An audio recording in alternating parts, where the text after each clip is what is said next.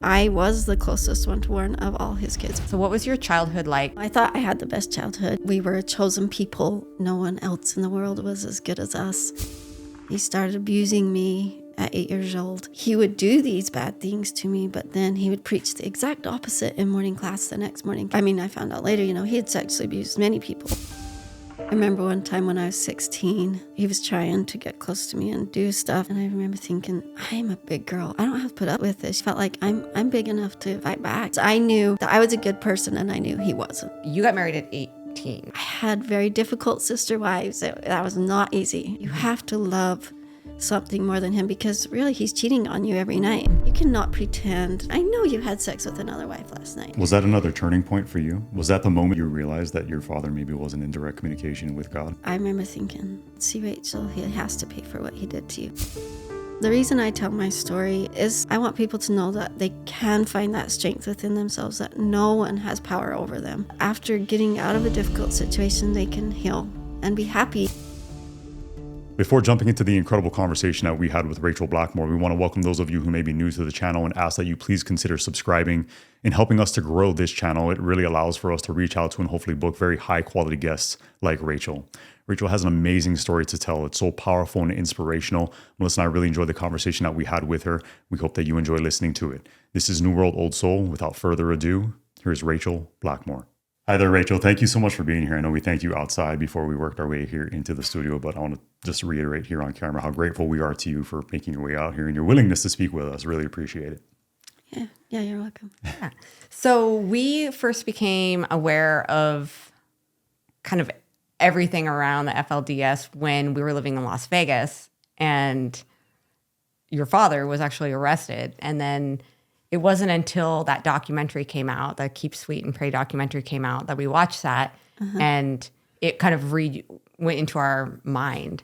So we found out that you lived relatively close to us, and are you the oldest daughter of Warren? No, I'm the third child. So I'm the oldest polygamous child, I guess you could say. My mom was his first polygamous wife, so I was her oldest. Okay, so you were your mom's oldest, and she was his second wife. And then there were only two wives for a long period of time. Yeah, for a good amount of years. Yeah, so what was your childhood like in, say, the first 8 years of life?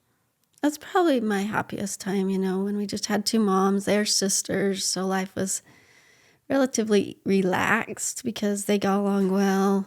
They seemed to love us, whichever mom, because obviously we were like their nieces too. We had Friday night programs where we'd sing or perform for each other every Friday night. We'd do a lot of games. Through those early years, we would go biking around the city. We lived in Salt Lake City, obviously. And, our dad bought us new bikes and would teach us how to ride bikes. He'd sit us around and tell us stories. And I don't know, I thought I had the best childhood. Obviously we were very restricted as far as the way we dressed. We had to dress a certain way and wear our hair a certain way. We were taught that we were a chosen people and that no one else in the world was as good as us. So we thought we were blessed, like we were chosen out of heaven to come to this special priesthood work that was a chosen people of God, and so we thought we were pretty special for that. And, when you're told that all the time, that you believe it and you think you're in the blessed, most safest place in the world. And that we were taught the rest of the world was very wicked and wanted to hurt us, and how terrible all the parents were out there and all the kids. And so we were kind of afraid too of the world, and we lived in a fenced-in area. Wherever we lived, we always had a very secure home, and we're kept very separate from the world. We went to school in a church private school, so we did go to a school with a lot of kids, but it was a church private school. My father was the principal of the school, and I thought life was great. I thought it was fun. We had a lot more opportunities and fun activities and toys and stuff. Then later in the years, my kids had a lot more restrictive than I did as a young child. It changed a lot. So for the early years, it was pretty good. Did it change with the death of your grandfather, or? Yeah, it definitely changed with the death. And even just as my father took control, even while his father was still alive, it just changed through the years a lot. How old were you when your dad became the prophet or started to take control of the church? Even through the school, he was slowly taking control of the church, just by taking control of everyone and through his teachings and taking control of the minds of the kids as they grew up and stuff. Very much he was taking control clear back then. And his father, he somehow had influence over his father even back then.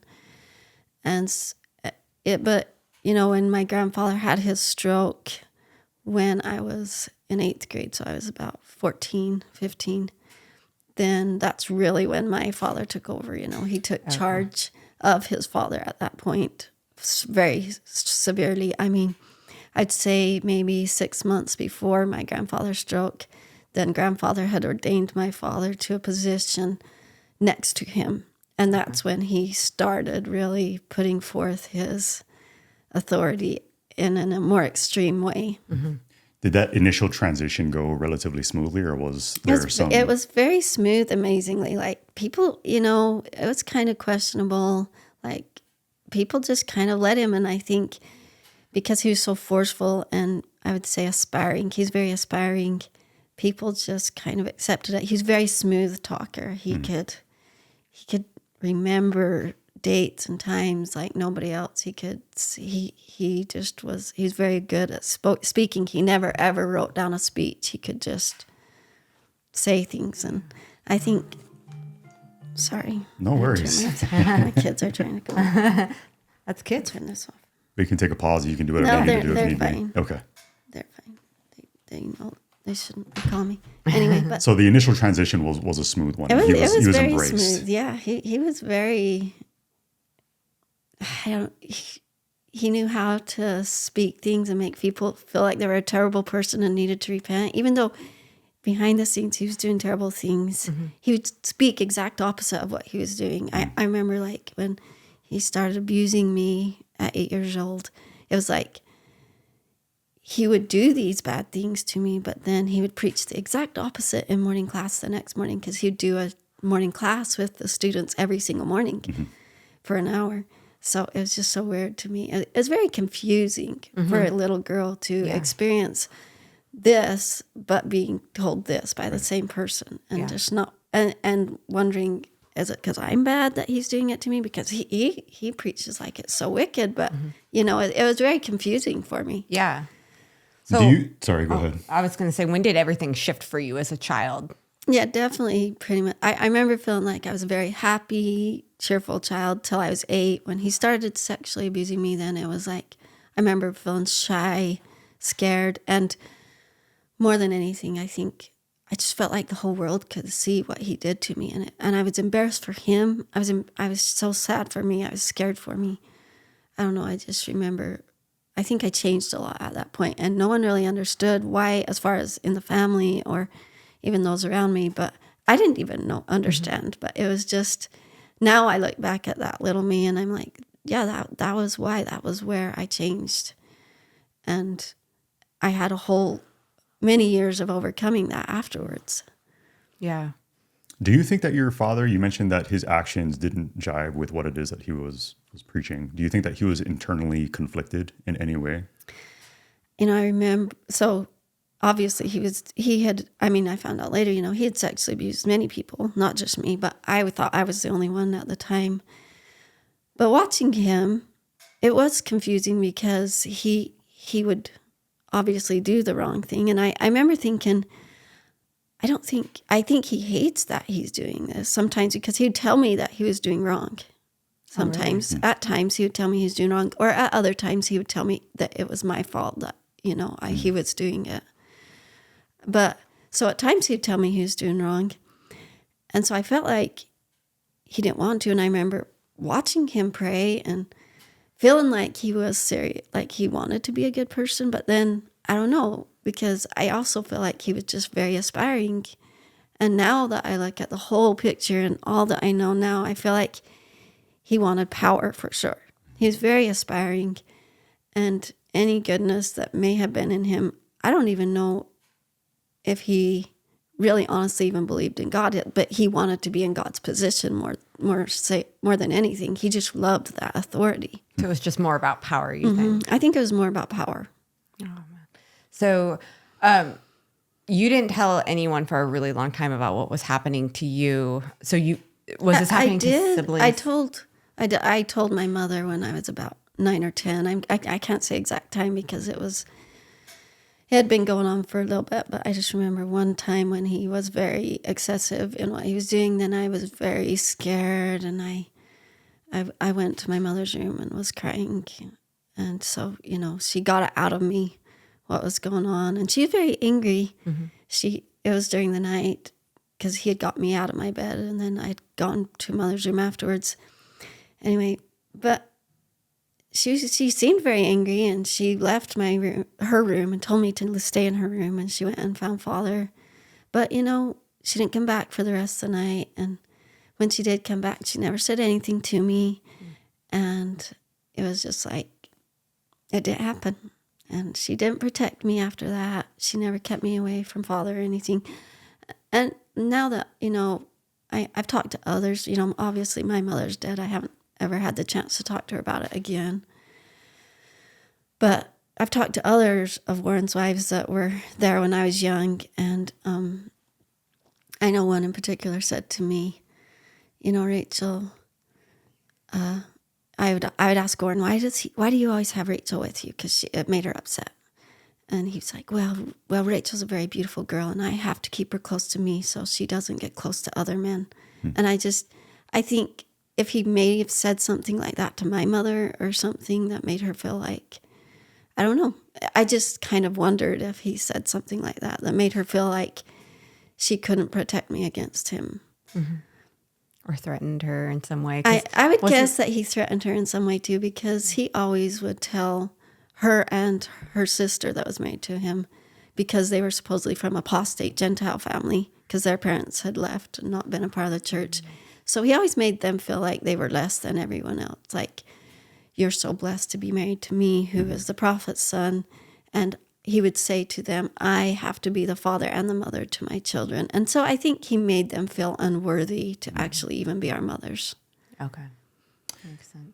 For the folks out there that are watching and listening, myself included, can you touch upon some of the distinctions or differences between the fundamentalist LDS portion of the church as opposed to just the traditional, I guess, LDS side of the church? So when Joseph Smith originally set up the church, he introduced polygamy, and a bunch of those leaders at first lived polygamy lived with more than one wife. Mm-hmm.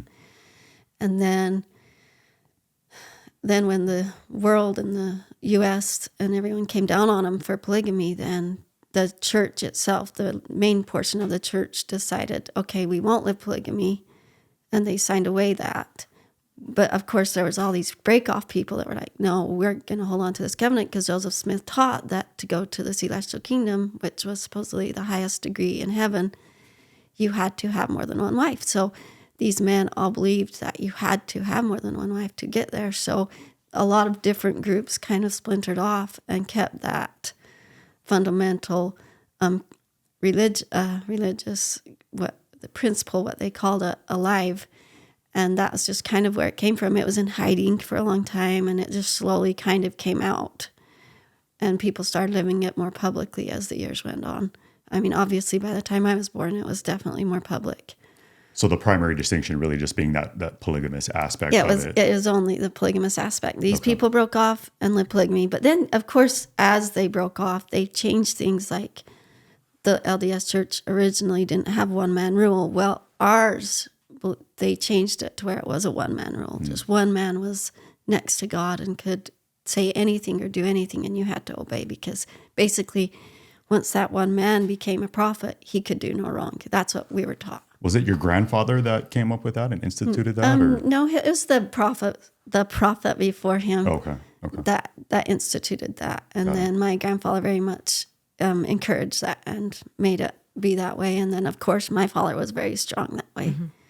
Yeah, it just almost became more and more and more radical. It became like a king, and you couldn't question the king. Sure. So at what point, so you were living a pretty tortured childhood after the age of 8. At what point did that stop? How were you able to make that stop? Or was it when you got married? No, when I was 16, I remember, because as my body changed, he definitely, because he was obviously a pedophile, and he didn't try to sexually abuse me as much, but he still would, here and there. And then I remember one time when I was 16, and he was trying to get close to me and do stuff, and he had me come to his room. Anyway, I just remember I was sitting there thinking, and it was dark, and I remember thinking, I am a big girl. I don't have to put up with this. I felt like I'm big enough to fight back or whatever. And so I just got up and left his room, and I knew he'd be upset at me. And he just wasn't the kind of person, I guess, even with his whole sexual abuse in my life, I feel like the whole reason I was afraid of him or did what he wanted was because he would treat me so terrible in front of my siblings and my family that it made me, I hated being treated like that. And they would think or treat me bad because he was. And so that's kind of how he got me to do what he wanted. But at this point, I just almost didn't care. And I went to my room and I just wrote him. It was late. All my sisters were in there, but I was really angry. And I remember just sitting there at the desk writing a note. I was on this blue piece of paper. And I told him how much I hated. And I didn't know any of the words like molest or any rape. I didn't know any of those words because obviously we weren't taught that. But I just wrote that I hated him doing those kind of things that he did to me. And I just said, I know what I know you know what I'm talking about. I hate when you treat me like this or when you do these kind of things. And I went and put it under his door. And then I remember laying there in my bed being so scared that I put that note under his door and decided I was going to go get it back because I didn't know what he was going to do to me. And then it was gone, so I couldn't get it. But yeah. Then the next day, he always got up at 5 o'clock in the morning and would have a family meeting with us, like teaching us and reading scripture. And that morning he didn't get up, and I knew why. I knew that it was because of my note. And then by 10 o'clock in the morning, he sent one of his wives to come get me and have me come talk to him in his office, which he had an office up in grandfather's house. So I walked up there, and I was obviously very scared and nervous, and I didn't want to, but I'm really proud of myself for doing it. You should be. Then I went in there, and he was, I would say, a very typical criminal. He got on his knees and put his hands together, and I'd never seen this side of him, like never. Like, it was as though no one had just faced him for what he was like that. But he put his hands together and he got right in my face and he was like, Rachel, please forgive me. Please forgive me. He never said sorry. He never said, I'm sorry. He was just, please forgive me. Please forgive me. And even though he's like, yes, I forgive you, whatever, then he wouldn't quit. He just kept going on, please forgive me. Please forgive me. And I was just like, I forgive you. And anyway, he finally went and sat on his chair, which was always in the front of the room. And then he's like, but my father put me in this position because, obviously he was in a leadership position, basically letting me know that he still held his position and I should not question him. I was like, fine. I don't even remember half of what he said because I was just so relieved that it went as well as it did. And then he was a lot more respectful to me. And I do remember him saying, Rachel, you're a very good girl, just telling me all these things. But a lot of it just went over my head. I didn't care at that point. I just remember thinking I had power over him because I knew that I was a good person and I knew he wasn't. I don't know. I just remember feeling that. And I think from that point on, I always had that over him in a certain way. And he always treated me with more respect than probably he did a lot of other people after that. So it was a real turning point. It was a real turning point. And he never on purpose went out of his way to try and touch me or do anything like that again. But he would try to encourage me to want to, like he would. I remember at one point he gave me the key to his bedroom. Rachel, come in my bedroom whenever you want. because it was a locked door that nobody went in. He obviously had, 20 wives by then. But I was just like, why would he give me the key to his room? I never want to go in his, I would never go in his room. And then after months of having the key and not doing anything with it, coming back and saying, why have you not used my key? Why do you never come in my room? And I want that key back, more like a punishment to me. I was like, sure, have your key back. you know? So it was Things like that, where you're just like, you don't even think of your father like that in the first place. And then to have him treat you like that it's very confusing life for sure. What an interesting It's another move. Form of manipulation. It is. Almost like he was treating it like you're privileged now. Yeah. And I think it takes the earnest off of himself in that scenario, because now you are the one having the power to choose rather than himself. It's Right. very It's like, interesting. show me that you are the guilty one. Right. That I'm not, but I wasn't. Yeah, Right. It's another way of casting responsibility to someone else. Very interesting. Oh, that takes a very strong person to do that. And that would have been extremely intimidating. So you got married at 18. What did that look like? So at this point, your dad still has to say who you married. Growing up, did you ever have crushes on other boys? I very much wanted to marry a certain boy. I definitely wanted to marry a certain boy. And I didn't dare tell him because, it was always, we're taught, let the prophet choose. If you choose, then you won't be blessed in your marriage. You have to let the prophet choose if you want to be blessed in your marriage. And so, of course, I wanted a certain boy very much. I wanted him to want me. I know we always looked at each other. I was, the leader's daughter, so maybe that was intriguing to him. But for me, it was like I really wanted this boy. He seemed like he was fun and had a fun character.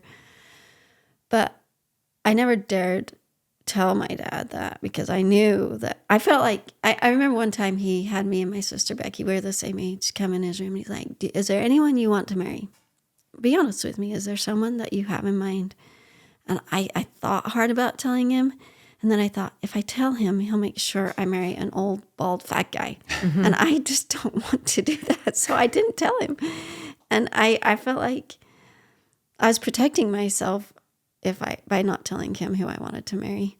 And yet later I found out he let my oldest sister marry who she wanted to. So I wondered if I would have got to. But then in the long run, I was like, well, he would have had a terrible life if he was married to me because Warren took all his daughters from their husbands and ruined all their husbands' lives. So it was good I didn't.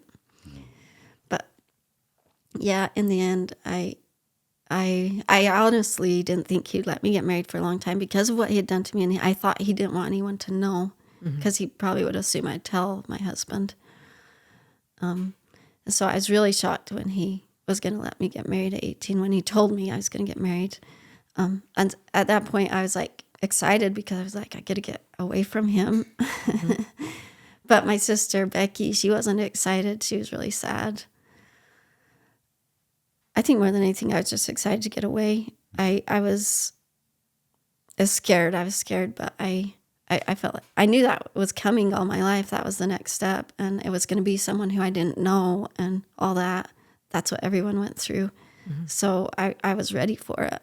And when he finally did tell us, get your wedding dresses made by this certain date, then I was excited to move on.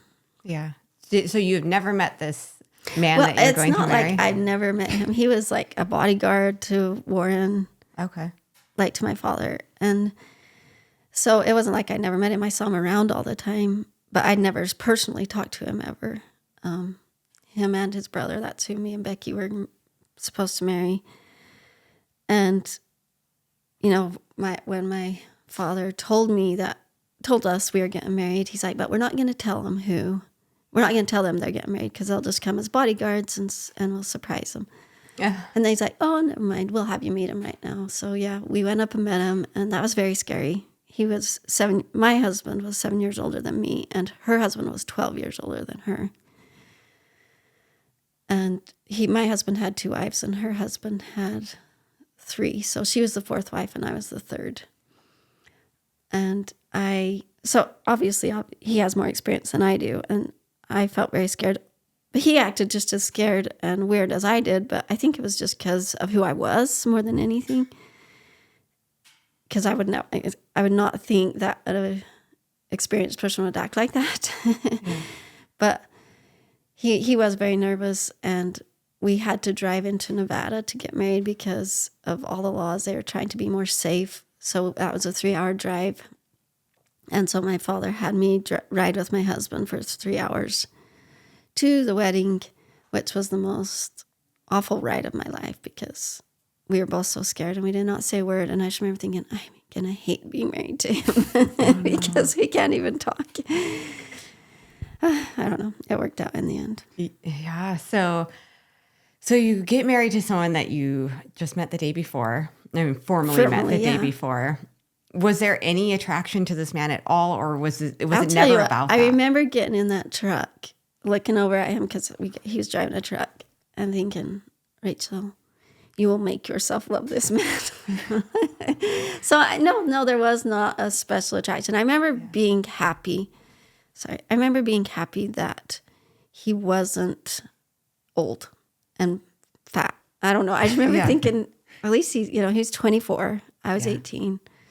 I was just shocked that I got to marry a young man. And I remember feeling grateful for that. And that was the one thing I think I held on to, that I could love him because at least just wasn't a stinky old fat guy. I don't know.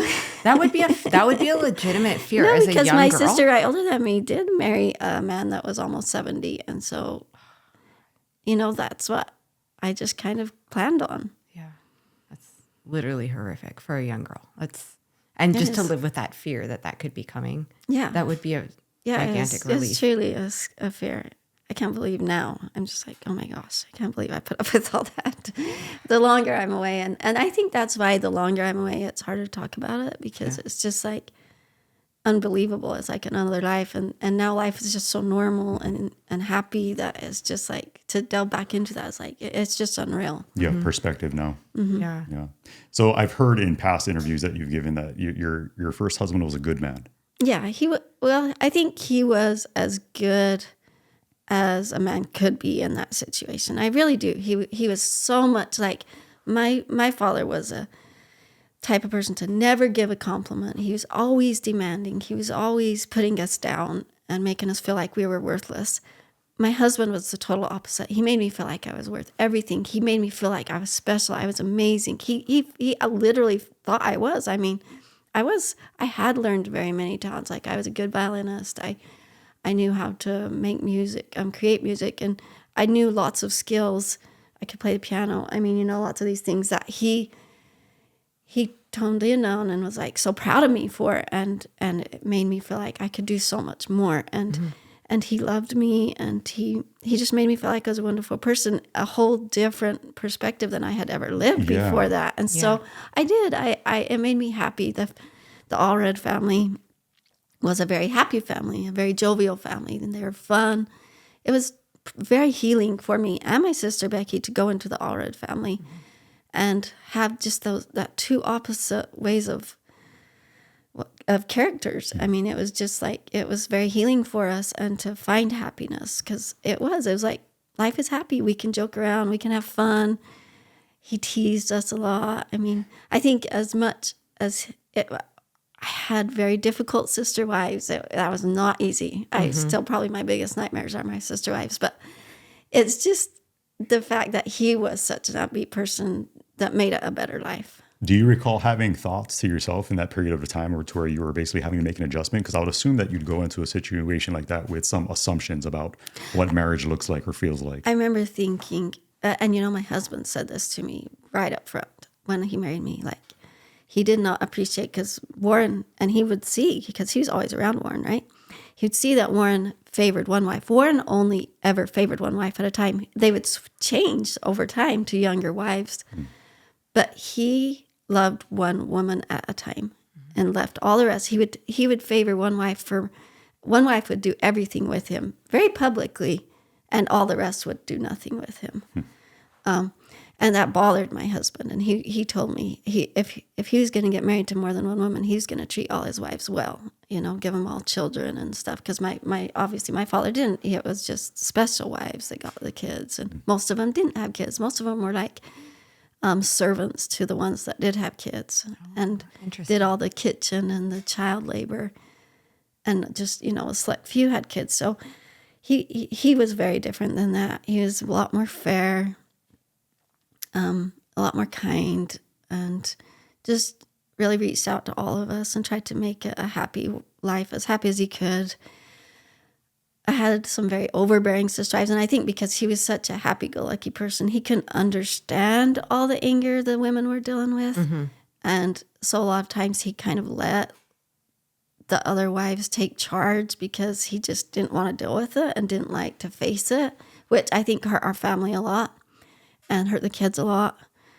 Hurt me personally. I just remember thinking, so basically if you're a bitch, you get everything, because he's trying to keep the peace. I mean, sometimes I felt like that, where this is where my dad stepped in and was like, oh, well, he realized that these certain women in our family were bitches and hurting each other. And so then he separated Richard, took him to lands of refuge, didn't allow these meaner sister wives to come. And, you know, he kind of took control of our family, which in the long run may have helped our family, as far as everyone had to try harder to be a kinder person to get to be together.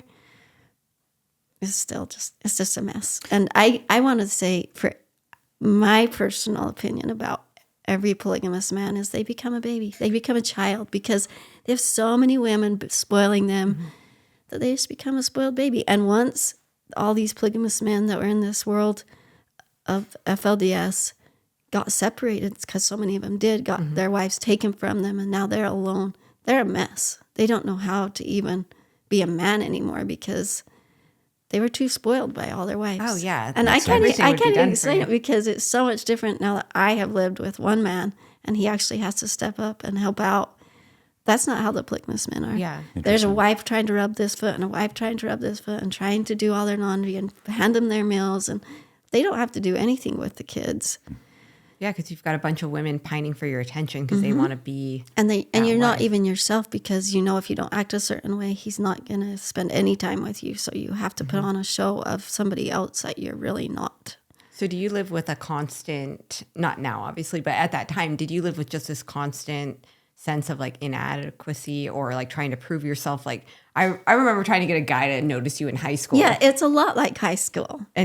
But you're married, so yeah. So it's a constant fight, a constant jealousy. You know, there's constantly these wives going and saying these bad things about you. You know how it is in high school, trying to get the boy to look at you. So, well, she did this and this and this just so he won't spend time with you. I mean, it's like a bunch of little kids trying to be parents. It sounds like that's very commonplace in the FLDS world. Yeah.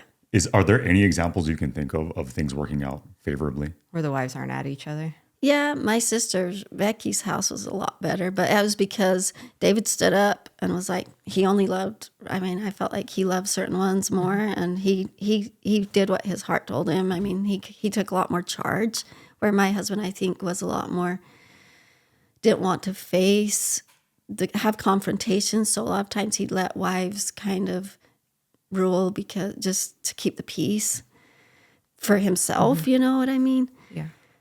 He stood up more and more slowly, but it was still, he also was he was more of a follower, and I don't think that helped him at all. Yeah. Well, I don't think you can be a man of that big of a family and not be a powerful leader, else you're gonna fail. Mm-hmm. And I think he definitely failed, as much as we loved him and as much as he was kind and tried to be considerate and all that. But I do feel like at a certain point, I feel like polygamy grows the women up. It makes the man a baby. Mm-hmm. I feel like that because it's so much turmoil that you have to come to a realization that I can sacrifice. Mm-hmm. I can love these people. If I love them, they'll have to love me no matter what, even if they hate me so much, you know, like if I do stuff for them, and you learn a lot of sacrifice and giving and all that. And it came to where you have to love your children more than your husband. You have to love something more than him, because really he's cheating on you every night. Mm-hmm. And so you have to love something more, else you're just going to go crazy. Yeah, I was going to ask, so when you knew like your husband was spending the night with another wife, does that torture you mentally? Like, do you picture those things? I'm a very visual person. I got to where I just didn't care. Because it was like every morning you had to forgive your husband. If in the morning he looked at you and could tell you were mad, he wouldn't treat you nice the rest of the day. If he looked at you in the morning and you just smiled at him, then he's like, oh, she still loves me, you know? I mean, that's the reality of it. And I learned to do that. I learned to smile at him, even though I knew he was sleeping with another wife and having sex with another wife. And I remember one time, and this was shortly before we got taken away from each other, but I remember one time I had been a very forgiving, sacrificial wife, I guess you could say. But one time I knew he had slept with a certain wife, and he had come that next morning and was like, Rachel, come shower with me. And I was very offish. And he's like, Rachel, what is wrong? And I was like, you cannot. And this is the first time I actually just said it. I was like, you cannot pretend, oh, Rachel, I'm so in love with you. And I know you had sex with another wife last night. I mean, and you expect me to just be so happy and want to have this great shower with you. And he's like, and you know, he went quiet for a minute. And that was the first time he just let me say how it was. Usually he wouldn't even listen to me if I talked about his other wives or whatever. But he was like, well, Rachel, I don't treat any of my wives like I treat you, you know. I never let them shower with me when they're pregnant. I was pregnant, obviously. It was very strict. If you're pregnant, you can't have sex and all that. And I was just like, okay, I understand that. I knew he treated me more special in so many ways. But I just wanted him to know I still was hurt. I'm still hurt. It still is hard for me. Yeah. So when did that marriage fall apart? Or you said you were taken from them? So then Warren, he had actually taken most of my sisters from their husbands by then, and by 2012. And I was one of the last ones that still had my husband. But, then he just slowly took us away from our husbands. Split up the family, send our husbands away. My husband is still alone somewhere in Iowa. He's still alone. When was the last time you spoke with him? Ever since Warren broke us up, 2013, February 2013. That was the last time we saw each other and the last time he saw the kids. Has he ever made any attempt to reach out? No. Wow. My kids had tried to, but he didn't answer. He wouldn't answer them. I know one time he did see them when we were in Short Creek in southern Utah, and he walked through the yard because he had come to Short Creek for a minute to do a job for a father or something, and my kids were there. 3 of my children were there, and they saw him, and he saw them. He walked right by them, but he wouldn't acknowledge them because he didn't have permission to. And oh my gosh, that broke my kids' heart. They were just crying because he wouldn't say hi to them. He would not look at them. He just acted like they weren't there. He just ran past. So knowing him, do you think that's difficult for him? I think that was hard for him, but just that's why I'm saying he was a very loyal follower. Very loyal follower. And he's still there? And he's still a loyal follower. Wow. Do you think that there's any fear that... Oh, I think that he's very fearful. Because he can lose what I think he has. thinks this is the sacrifice he's making for his salvation. And how many wives does he have now? He had 5 in the end. Okay. So there's got to always be that fear of, if he can take Rachel and my children, he can take my other wives too. Oh, he took all of them. Oh, really? He took us all from him. He is alone. Oh, wow. Ever since 2013, he took us all from him. Wow. What's the explanation for that? He would just accuse us. He would accuse us. I mean, his thing when he separated us was to me and Richard. It was a correction to me and Richard that we had sex when we were pregnant, which my husband was very loyal follower, like I said, and never had sex with his pregnant wives. We never did. And because me and Rich would not say that we had, because, Father told us that in a revelation, God showed him that we did, and we wouldn't say that we did because we didn't. Then Father just kept saying, confess that you did this. And I was just like, one day I just wrote to Father, I was like, if I say that I did that, then God would know I was lying because God knows I never did. Anyway, so it was just... Was that another turning point for you? Was that the moment that you realized that your father maybe wasn't in direct communication with God? Oh, I always questioned Father in my heart. I just didn't... What really kept me there the longest was just the love for my family and knowing that they would never understand why I made the choice I did if I didn't stay there. And what else did I have, really? I didn't really feel like I knew how to manage world on the outside or anything. And I still felt like the world was a terrible place. I mean, that's just what we were taught. Yeah. So what happened to your mother? Yeah, so when I had my first baby when I was 19, shortly after I turned 19, and then a month or so after that, then she found out she had breast cancer, and then she got her kids taken away from her because Warren started building the lands of refuge in Texas and South Dakota and Colorado, and took all his kids from their mothers and slowly let some of the mothers come. But mother didn't really ever have her children back until right before she died then. Yeah. So, yeah, I think it killed her. I mean, the whole situation, she knew she needed to get looked at for breast cancer clear back in like 2001. And he wouldn't let her go look into it or see. And so by the time he finally let her in 2003, it was too far advanced. And so they couldn't really do anything. I mean, they pretty much gave her 6 months to live, and she lived a year afterwards. Oh, I'm so sorry. And, for me, it was like, oh, God wouldn't do that to me. He wouldn't take my mother, I remember the whole time just feeling like, she'll get better. Of course she'll get better. God doesn't hurt us like that, And then to actually face the reality that your mother is dying, was just, I think, a huge shock for me to think, I guess I'm not special. I mean, I guess we're not that special that we are going to go through these hard things, That was my first probably really big blow to reality of what's going on here, Are we really that special? Because we believed, God could heal people. And I do still believe that, but I still know that he's in charge too. There's a reason for everything. And in the end, I think my mother has suffered less being dead than she would have here with everything that went on and what I've seen Warren's other wives have suffered since. I think it was really a blessing for her in the long run. Yeah. Would you consider yourself to have been very, very close with your mom? Despite No, I wasn't. I felt like Warren very much turned me against my mom. He, like I said, he'd make the mothers feel less than. He treated his daughters way better than his wives. He would take us to dinner every week, at least once a week, just the girls, never the wives. He always made us feel like we were more than the wives. And we kind of treated the mothers that way because that's how he treated us. Mm-hmm. I don't know, it's sad.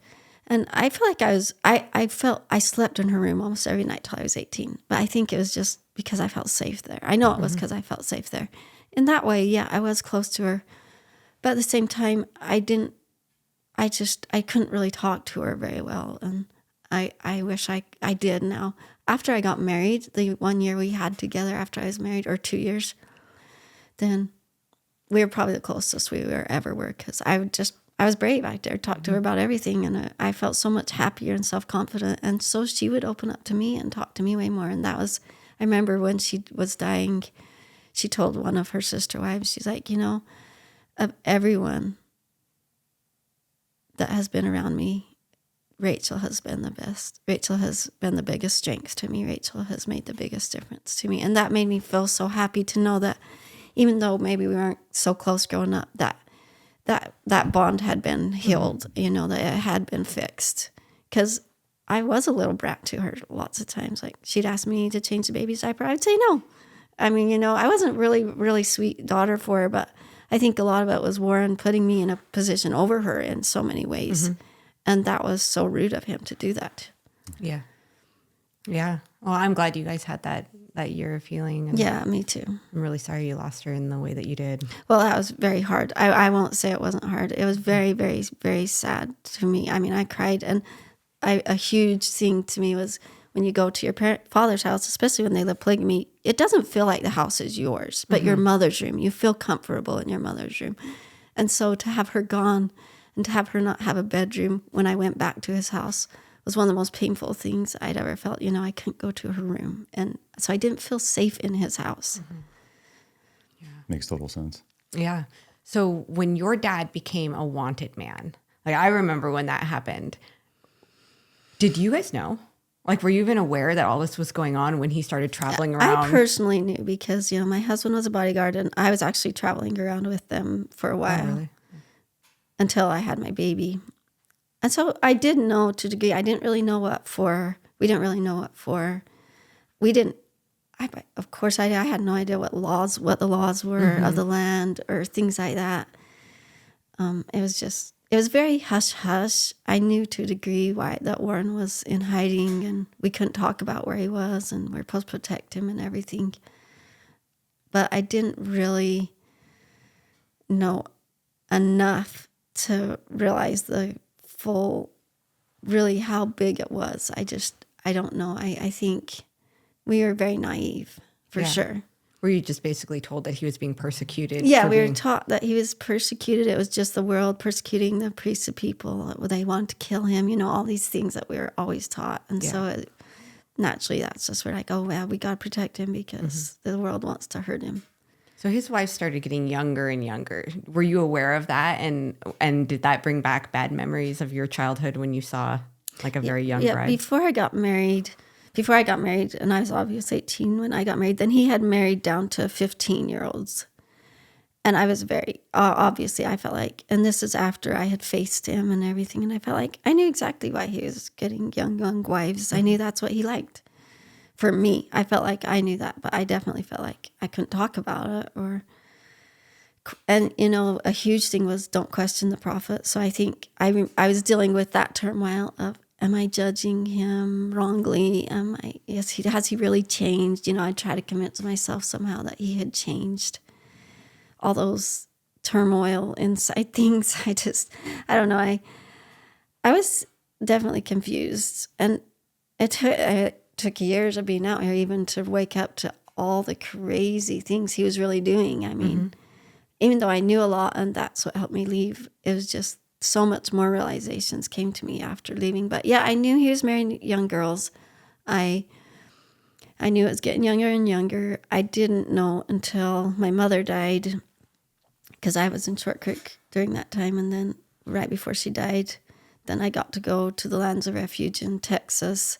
And that's where I met his 13-year-old wives and, those young girls. And I remember watching him flirting with them and feeling very angry, like there's no good reason to marry this young girls, and feeling angry that the parents were letting them, and all that, and knowing exactly what he was doing to them and feeling angry about that, but feeling like I couldn't tell anybody and talk to anyone about it, because then everyone would say that Rachel's talking against the prophet, and then she'll get separated from her children and all those punishments that so there was always just fear behind speaking out. You couldn't even go to your husband and have a frank conversation. No, and I did tell my husband like 4 months after I got married that Warren had sexually abused me, which very much made my husband angry.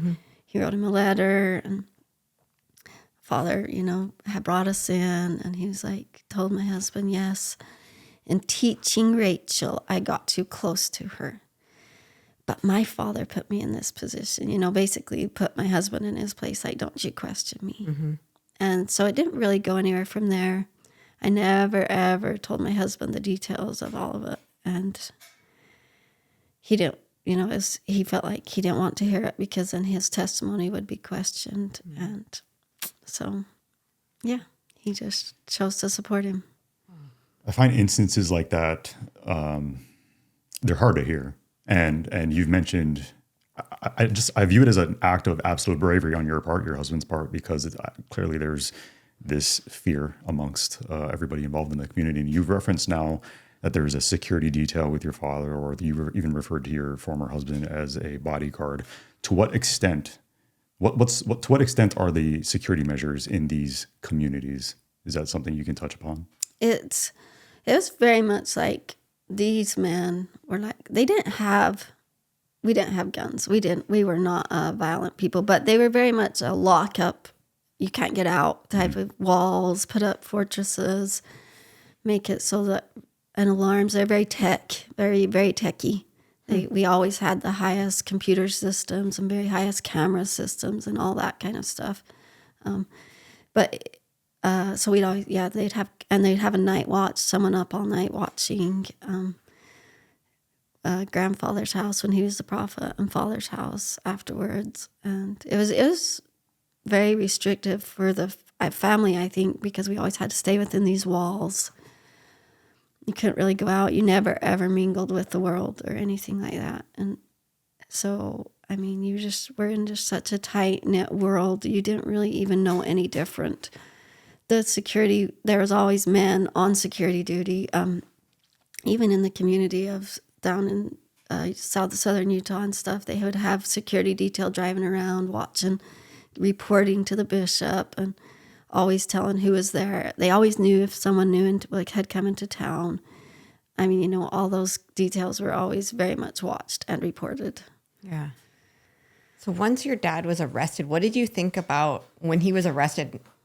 How did that make you feel? Were you relieved or were you scared? When we were living in Vegas, because we had got sent away because obviously we weren't all getting along, us sister wives, and we had been living in South Dakota, and then Warren sent us away because Richard had told him that we weren't getting along, all of us sister wives. So his whole family got sent to Vegas. We were living in a small house of hiding with our 10 children. It was four of us wives and 10 children, and in 3 bedrooms. Yeah. So that was a growing experience for us. But we were in Vegas when he got arrested, and our Richard called and told us, and we didn't know he was in Vegas. We didn't get to know anything about him. But I remember when Richard told us, I remember thinking, just something in my head said, see, Rachel, he has to pay for what he did to you. I don't know. That's just the very first thing. I wasn't upset. I felt like he deserved it. It was just, that's the very first thing that came in my head was, see, Rachel, he has to pay for what he did to you. And that's all. I wasn't mad. I didn't feel sad that he was in prison. The only thing I felt sad was, if he's in prison, is he still going to let us go home? I mean, are we still going to be able to have that communication? Because Richard's not going to do anything without Father's say so. And so that was the only thing that I was concerned about. But I didn't feel bad that he was in prison. I felt like he had earned it, even though I was the only person I knew that he had abused, let alone all the other people he had. I thought I was the only one. So when did you get sent away from your husband, and why? Did he get left with one wife? He had one wife for a minute. He had barely married her. Oh, okay. And but the rest of you guys got taken away from him? Why? Just for that time, within a year, by 2007. So that was 2006. By the beginning of 2007, we went back. Some of us went back. Most of us did, according to our worthiness. And then, but I went back. And then we were together, clear till 2012. We got separated several times, but in 2013 was the last time we got separated. And that's when they took my kids away, and Richard had to go far away, and they put me in a house of hiding by myself. So did they just, when these houses of hiding, that sounds like literally the worst. I remember sitting in that house of hiding thinking, I'm in way worse prison than Father. He can talk to people, he can watch TV, he can read. I couldn't do anything. I didn't get to do anything. I didn't have a car. I had a phone with one number to the bishop. So I didn't have anyone's phone number because they'd always change everybody's phone numbers, so we couldn't call each other. It was prison, and it was very hard, and it was very sad. How did you find out you were going? Did they just show up that day and say, get in the car? No, we'd get a message on a phone call usually that told us that we had to get separated. And then for me, because I was a woman, the guys just got to drive away and were supposed to go away by themselves. They had their own vehicle. But for me, it was just like someone comes and secretly picks you up and takes you to a house with a big wall around it, and you stay there until life changes. I don't know. But they don't tell you. So it's worse in prison because there's no sentence. indefinite. You don't know. No, you have no idea how long. How long were you there? The longest time I was by myself was 7 months. Oh my gosh. Yeah. 7 months in total isolation, and they took your children. So when you get that phone call, But he told me it would probably only be a week, and that's why. And it just went on. Yeah, but then it would be way longer. So, I mean, to me as a mother, I was that's so the ultimate. angry. But because he said it would only be a week, that gives you a time frame, right? And so then it's like, because yes, in my heart I was like, should I really obey? I didn't want to obey. But if I didn't, I felt like if I didn't obey, they'd take my kids away anyway, somehow, I don't know. It's just all that fear that you don't even realize the power you have. But after living alone for 4 months or however long it was, I remember coming up with a plan. If I don't have my kids by October, I'm going to go take them. And then I started walking the town because I wanted to find my children. And I'd walk the town, but everybody's yards were very fenced. And then I I found my kids and I would watch them through the fence, but it was a really tall fence and the gate was like a big iron gate. I couldn't get in. And so I couldn't see them if anyone knew I was there, I had to be really secret. So you would just watch them from afar. And Oh my God. and I do it on Sunday mornings because on Sunday mornings, then most everyone was home and people weren't driving around. So I felt like people wouldn't see if I was walking because I was not supposed to leave my home. I was not supposed to leave the walls of the house I was at. So then it could get even worse. Even though I did, I was pretty secret. Like I'd go on back roads and stuff. And then, but yeah, I'd watch my kids. And then one day, it had been about 6 months. And because I was going to leave I decided I was going to gather up my kids in October, which would have been 8 months. Because I decided if it gets to 8 months, I'm not going to put up with this anymore. I'm just somehow going to figure out. I didn't know I'd come up with all these plans, how I was going to earn money. I don't know. It was just such a turmoil time of trying to figure. I didn't know how the world worked though. So, but one day, one of my sister wives showed up at my house, and she was just done. She'd been taken care of. I wasn't the only wife, so they had 5 wives, children, but there was only 3 of them living together. The first wife had been sent away forever, so she was supposed to never ever come back. And so they had her children and my children, and she was just frustrated. She came to me, and and we were friends. And she's like, I'm the main one taking care of all the children, doing all the meals. I'm just done. I'm so stressed out, And she told me, and I told her, well, I come every Sunday and watch you guys through the fence. She's like, oh, really? Well, I'll send your oldest out to talk to you next time. So the next Sunday, when I walked over there, then she had sent Ember out to come talk to me. And, well, the other sister wife saw Ember coming out there. And they just decided that, I don't know if they heard Maria tell them or what, but it was like, they yelled at my daughter. And they're like, you get back in here right now. And she was trying to disobey, but they just kept yelling at her. So she went back in, and they locked all the doors. Well, Maria had unlocked the big gate so Ember could come talk to me. So it was unlocked. So I went in the property because by then, I'm just angry. Like, Ember was coming to talk to me, and she knew I was here, and they didn't let her. And I was just livid because all this was for nothing anyway. They were punishing me for nothing. So I handled my anger great, I think. But I was just like, I'm going in there. I'm going to get my kids. I'm done with this. If they're going to treat her like that. So I went, and of course, they had locked all the doors. I couldn't get in. And I knocked on the door, but of course they wouldn't let me in. And then I saw Maria had left her window barely open, just a little bit. So I came through the window. It was just a 1-level house anyway. And they were all in the hall praying that the bad person at the gate would go away. And Ember was just in tears, and because she knew who was there. And so she was so upset. And so I gathered up my kids. I was like ready to just take them right then. But then, of course, my sister wives went and got Uncle Isle on the line, and he was coming. He was going to come and yell at me and yell at my kids, and I did not want my kids to hear what he had to say. I did not want them to have to deal with him getting mad at me. And so at that time, I decided, I'll go back to my house where I was supposed to be, and because I didn't want the children to have to deal with the guilt of everything. And so I went back. And, of course, Uncle Al came and yelled at me ferociously, and I cried the whole rest of the day. And I knew they were going to tell Father. I knew the first thing everybody's going to do was write to Father that Rachel disobeyed and left her place of hiding and went and found the kids. And, well, Father gave the kids back to me after that. He had them... within the time, because it took a couple weeks to get all the communication, but within the next few weeks, I had my kids. Why do you think he was willing to do that? I think he thought I was going to leave. I think he was afraid that I was going to leave. And so he gave my kids back. And I was so dang proud of myself for going and finding my kids. Like, if this is what it took to get them back, then I'm glad. I'm going to fight for them, yeah. At what point did you decide I'm leaving? I kind of had, to a degree, really thought about it seriously by then. But no, I hadn't decided affirmatively that I was going to. It took...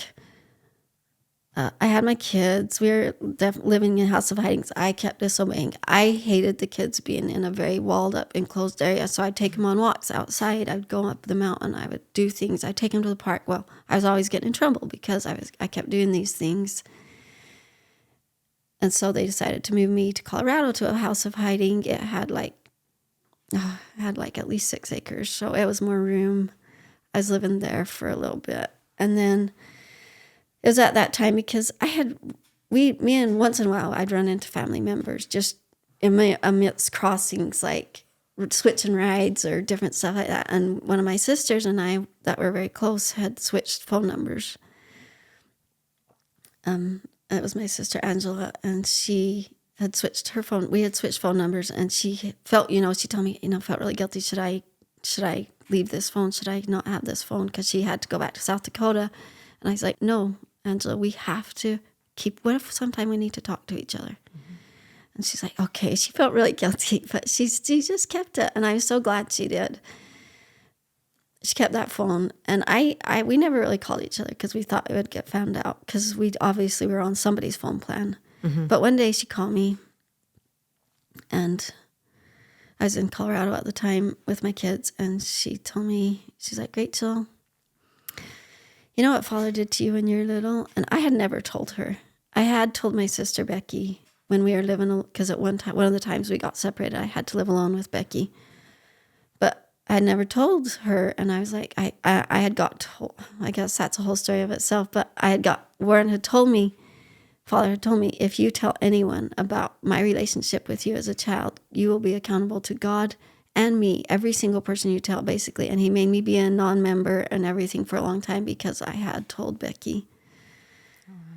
So when Angela did say it to tell me, I didn't dare answer her because I was so scared that I was going to get in trouble again if I actually acknowledged that he did this to me. And she's like, Rachel, I know you know what I'm talking about. And so I was like, okay, but how do you know? And she's like, because I read your poem that you wrote to Father that I had to write to him after I had told Becky, basically telling him, I'm sorry, I know that. But she just knew by the wording exactly what had happened. Mm-hmm. Even though I didn't really say what had happened, she knew because it had happened to her. And she's like, well, Father did it to me too. Mm-hmm. And that was the moment. It was like so many emotions. I was so angry. I was so angry that he did it to her, but I was so relieved that someone understood me. Mm-hmm. The one person I felt like in this world that knew how I felt and the secret I had been keeping all this time and felt like no one understood.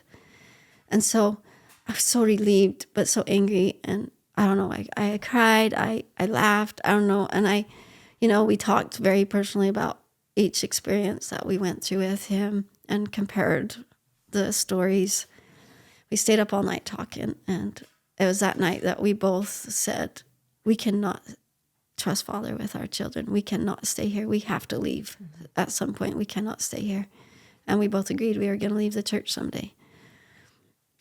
That was the time. I didn't leave for several more months. She left about a month later because I wanted to see my husband first. I wanted to talk to him. I wanted him to know that it didn't just happen to me, I wanted him to be more informed, and I thought maybe he would choose to leave, but I never, ever had a chance to talk to him.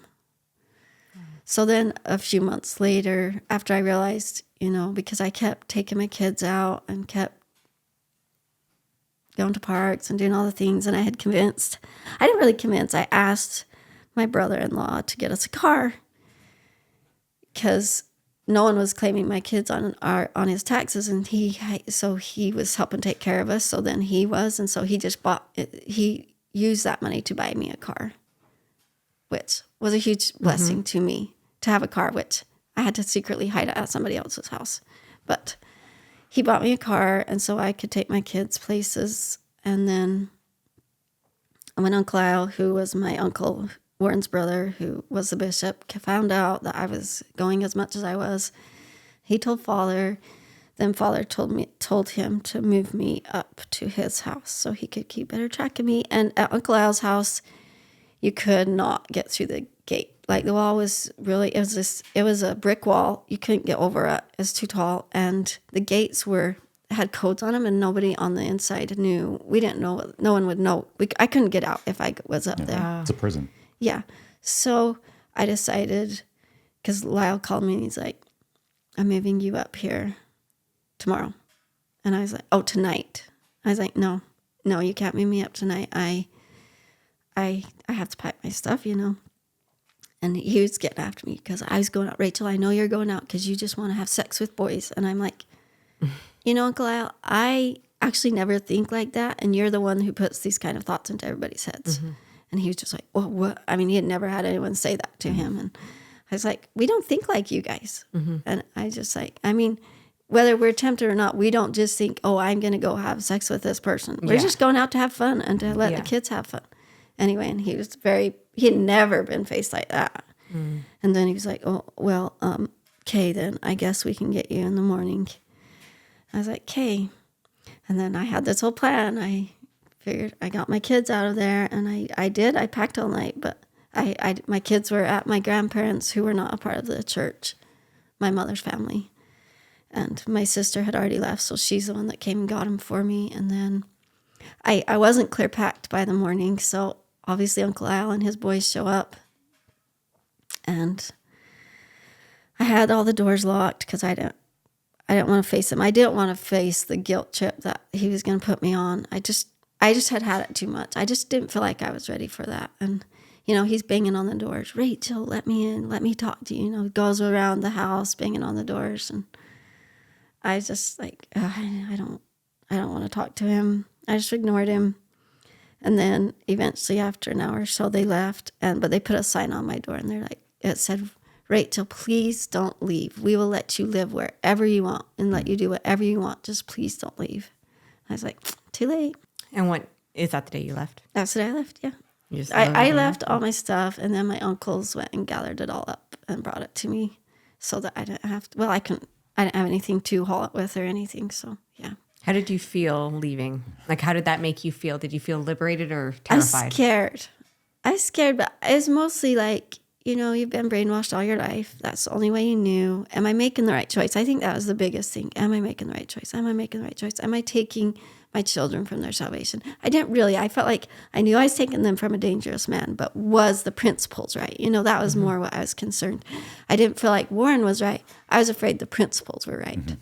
And that maybe I was taking them away from the correct principles. What a difficult choice to have to make. Mm-hmm.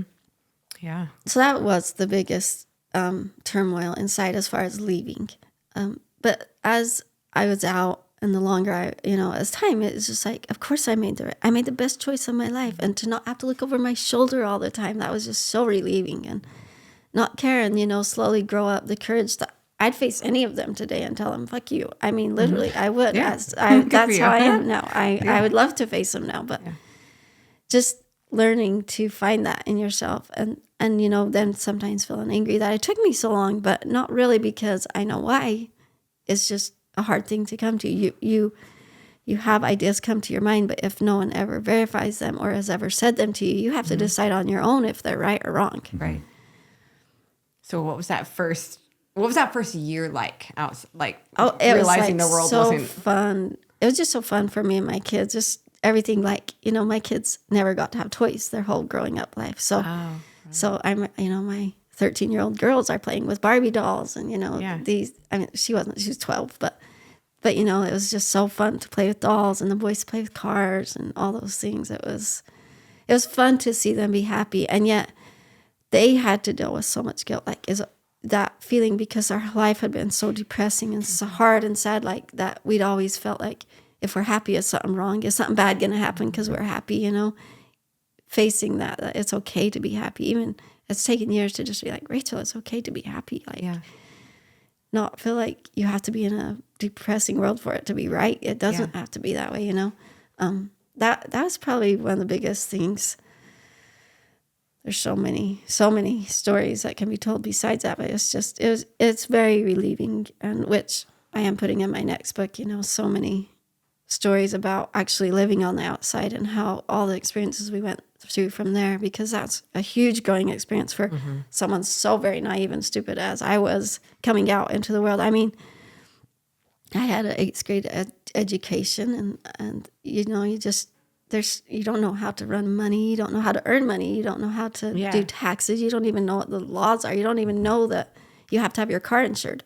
I didn't know I had to have my car insured. You know, things like that, or registered. No one told me things like that. So how did you go about navigating all that and kind of learning the way that the world functions? Getting pulled over. Oh, really? Yeah, I didn't know. Just figuring it out over time. Yeah, just like getting pulled over, getting a ticket. Oh, I didn't know, but you can't tell the cop your whole life and why you don't know. Right. Or that you haven't driven for years and years. Yeah. You know, just things like that. It's just, Yeah. Did you even have a driver's license? Yeah, I got a driver's license when I was 16 because that's before our lives changed so much.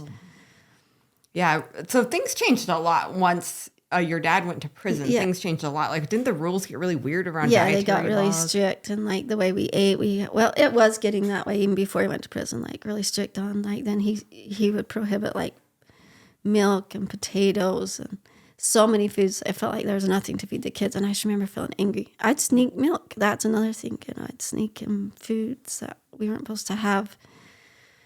But yeah, I'm actually very healthy eater. I very much believe in eating nutritious, unprocessed foods. It was just that we couldn't have potatoes, we couldn't have onions, we couldn't have. He ended up telling us we couldn't have milk or rice or, there's just so many little ones that are just so ridiculous. Ranch dressing, we couldn't have dressing on our salads. Really? Just all the joys of life. All the good. Everything good. Or chocolate for sure, you know. He definitely chocolate, popcorn. We didn't get to have popcorn. I mean, you know, just so Why? many Like, things. what was the justification, or you just didn't ask? No, it was just, you didn't ask. It was just God revealed it to him that it was bad and we couldn't have it. So you just didn't question. So once you got out, like, you'd kind of almost go crazy with this food. We did kind of go crazy with food when we first left, like with like all the junk food kind of, but just for a minute because our bodies were not used to it. So it made us sick. Yeah. So we're we very much have always been quite a healthy eating family, but not weird like that, not extreme. Yeah. But yeah, I mean, to not even be able to have ice cream at a birthday or something. No, like that. right. We definitely have our fun and our sweets and our cake and all that and our chocolate. Yeah, of course. So what happened to your siblings? You speak a lot of like your one sister in particular. Becky, I talk a lot about because she's my age and we did everything together and we married brothers and, so we've always been close. And yeah, she lives around here too. Okay. So she's around here. Yeah. Okay. She left before. Right. She left a week. Yeah, she left a week after Angela, and then I left a couple months later. But I was in communication with them the whole time, and they were sneaking to my house. I mean, it was kind of like I was sneaking to their house watching movies. Were you able to help? I think one thing, and I do want to say, one thing that really helped us leave and see that there was a life on the outside was some of Becky's children. Some of David, well, it wasn't her particular children, but one of her sister wives' children had audiobooks, and she gave them to us. And just listening to other people's lives and the reality that other people were happy or even believed in God, because we thought, everybody was so wicked, they didn't believe in God and all these things, helped us realize that maybe there are good people, maybe there are happy lives. That was the first step that made us think, we want to leave the reality of life as it really was. And then, of course, just like I said before, like finding out what happened to Angela and realizing I wasn't alone. I felt like I needed one person in my world to understand me so that I could leave. And it just made all the difference in the world. Yeah. Because I guess coming out into the world, it just feels so alone and so scary. I just wanted one person that I loved to care. Yeah. And be able to relate to you. Were you able to help any of your younger siblings get out? Yeah, half of my siblings have left now. So, yeah. Are you guys close? Well, we all talk to a degree. I wouldn't say we're all super close because we've all gone down different paths and different worlds very much. And we're all from different mothers. So, I mean, a lot of the mother's siblings more stay together. But I think I have a pretty good relationship with all of them and can talk with all of them.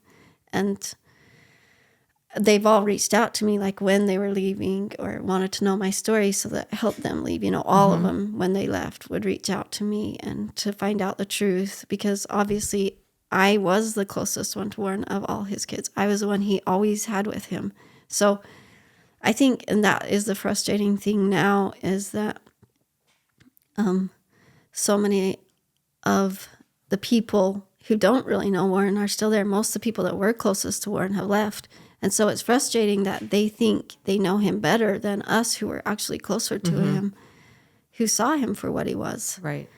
And I think that's one of the most frustrating things. And to have family members who do know, have accepted and do know he did these wrong things, but still support him because they want the money. They get a lot of money from all these followers to support them.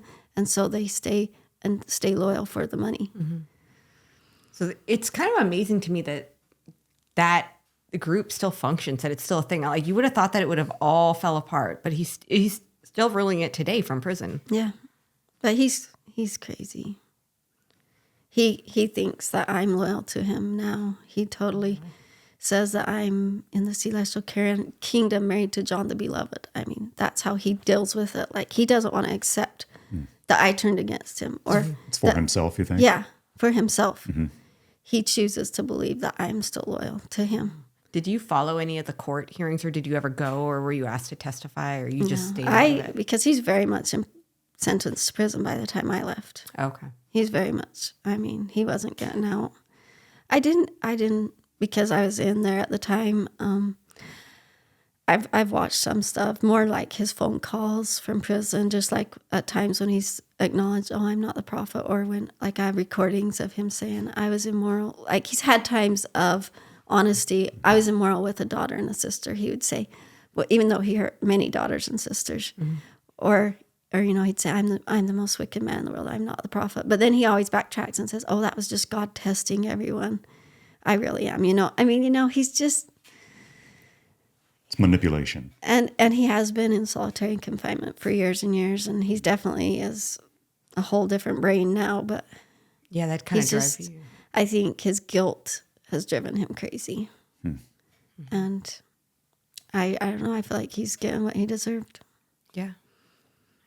Well, I think you're extremely, extremely brave, very inspiring, and just one of the most inspirational stories of what motherly love and what motherhood is. I could barely get past you talking about just being separated from your children. I've talked about it enough. I think I'm a little braver now. Yeah. I think you're very brave. But it is, and I can't think about too much else. I can start feeling angry. But I think anger is not the way to heal. I feel like we have to forgive for ourselves. Forgiveness is not reconciliation. It's not saying, oh, you were good, you're good. No, they weren't good. They were bad. They were mean. But I don't have to live my life being angry at them, because that was their loss. And I think at some point, and I know everybody don't really like to talk about God all the time, but I do think God holds people accountable. And someday you get what you send out. You do. Can I ask where you stand with your faith? I very much am a Christian believer. I believe in God.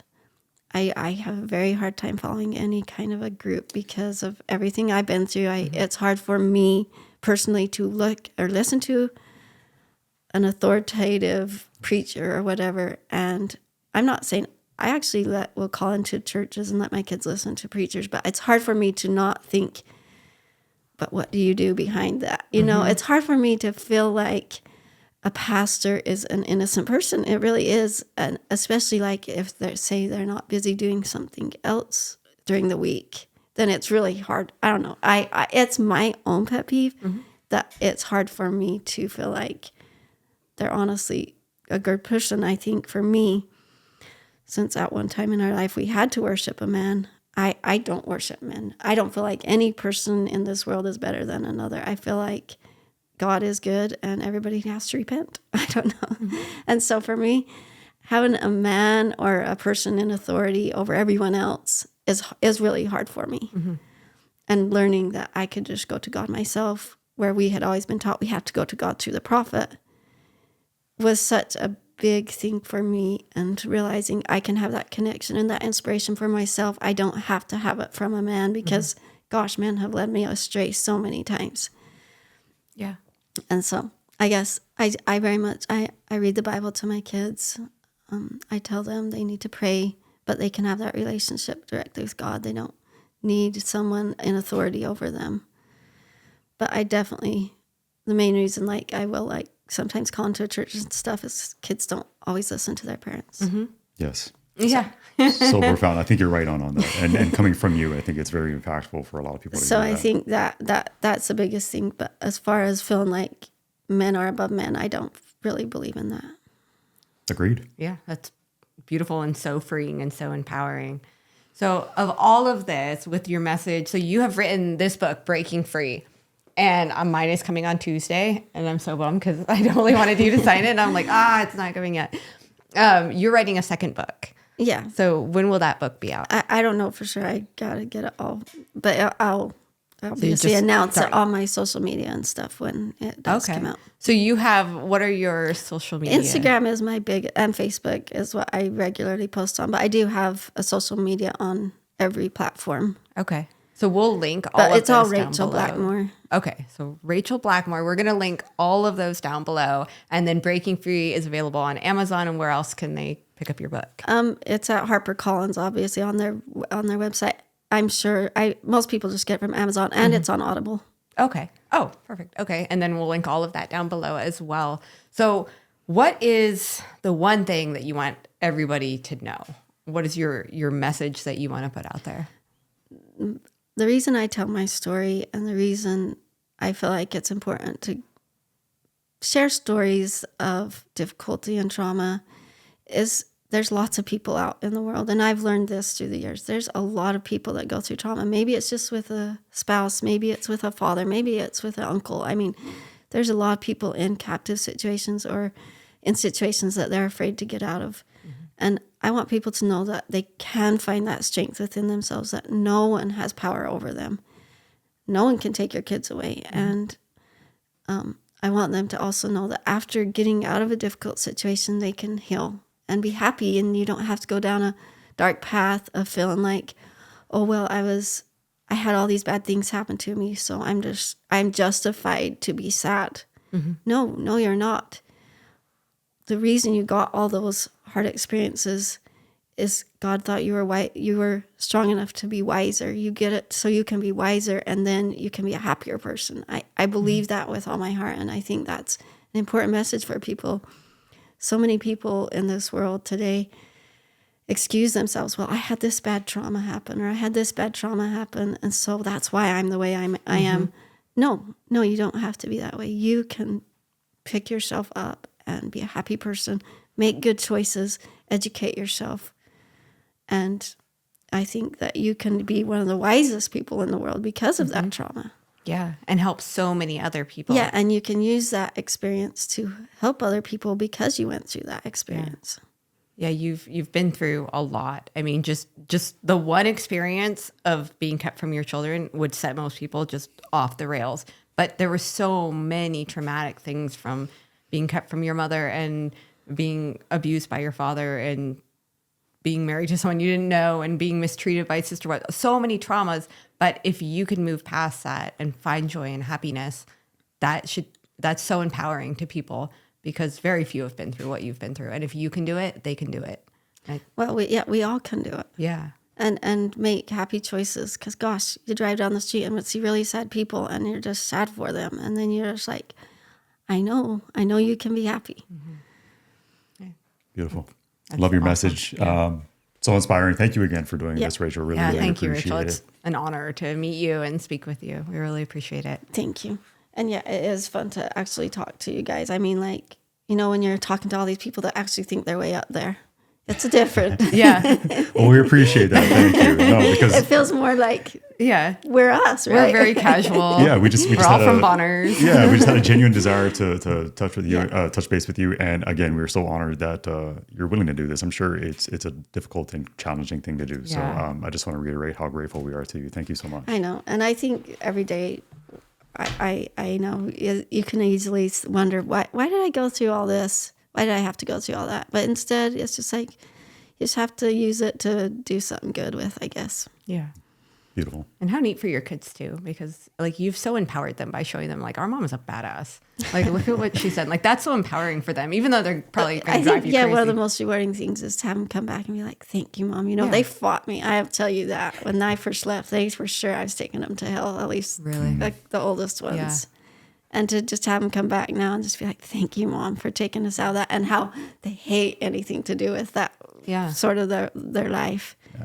I mean, just on like a wedding day, they've got to feel so grateful that they got to pick who they love. And you gave them their lives back. Yeah. Like to be able to have a boyfriend and I think even for me, like to watch them and think, you know, I can't ever, it's instead of, oh, I didn't get that. It's like, well, I got this for them. Yeah. You know, and the life I wanted to live, I get to give to them. Yeah.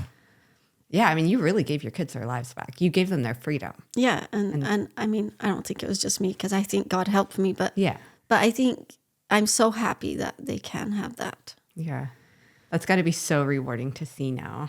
It is.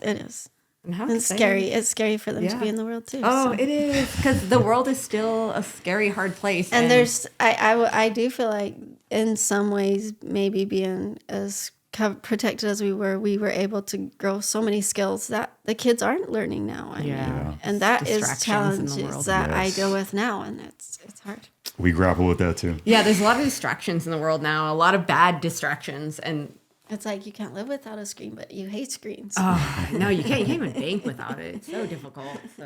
All right, I'm going to cut this. Thank you again. Thanks so much.